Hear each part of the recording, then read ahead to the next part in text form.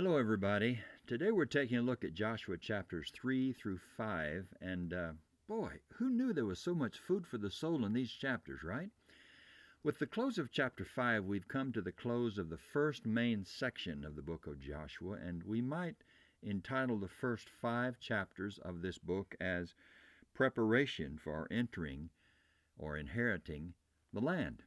In chapter 6, Israel will fit the battle of Jericho, as you know, and begin their conquest of the land of Canaan.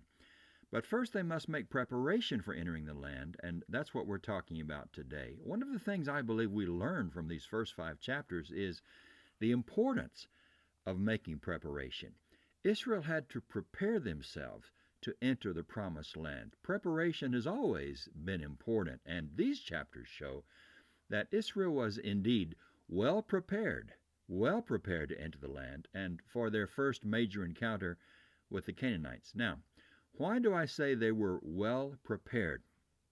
Several reasons. First of all, because God was very much with them.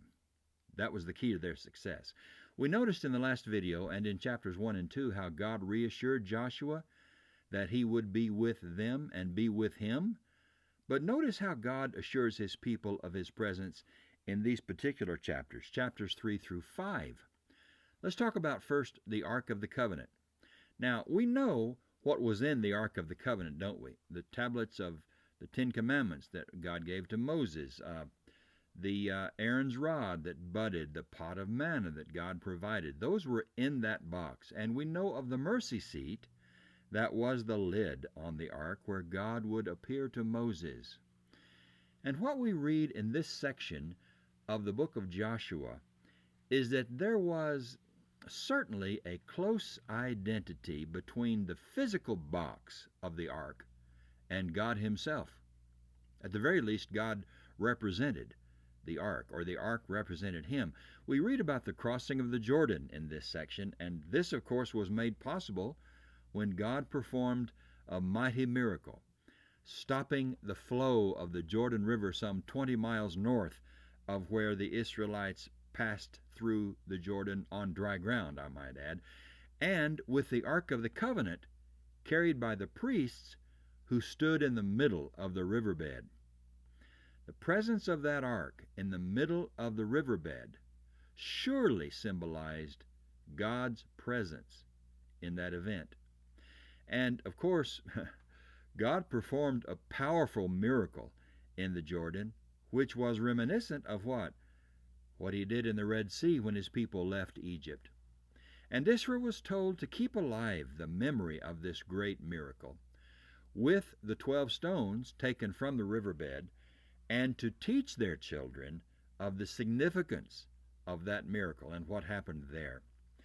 The Israelites learned that this was for the dual purpose of announcing God's power to the nations at large and of stimulating Israel to revere and worship him properly. That's chapter 4:24 and chapter 5 and verse 1.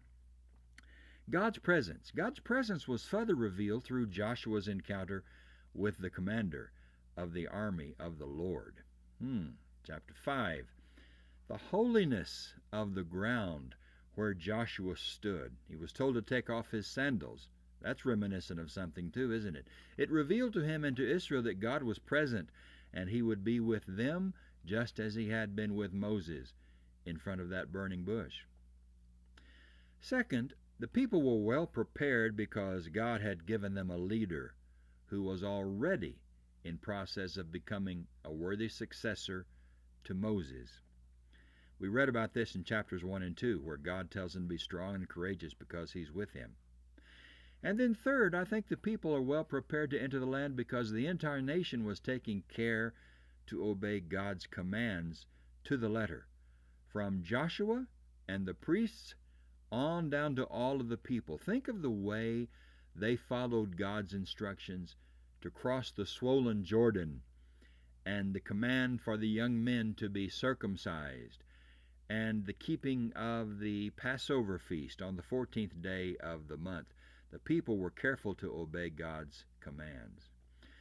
Well, there are so many lessons in these 3 chapters for us to live, for us who live 3 millennia even after these stories, but I just want to mention a few. Number one, we too should rest assured that God is with us.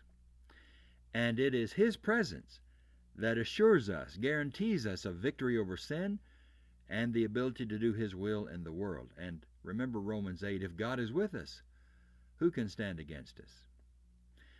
We too need leaders like Joshua who are strong and courageous and who take seriously their role to be holy representatives of God. Leaders who, above all, take care to obey God's commands. And friends, these are the kind of leaders, the kind of spiritual leaders that we should seek to lead us in God's church. And thirdly, we too need to take seriously the commands of our God, just as Israel did, for He still wants His people to obey Him. After all, how else would we show Him of our trust in Him and our love for Him than by our willingness to obey Him as closely as we can? Well, a lot of food for the soul here. And that's it for today. In our next video, we're going to talk about the taking of Jericho when the walls came tumbling down. And we'll talk about what happened at Ai, or is it I? Not sure. At any rate, I'll see you next time after we have read through these great chapters that tell us about the power of our God. Thank you for listening. God bless.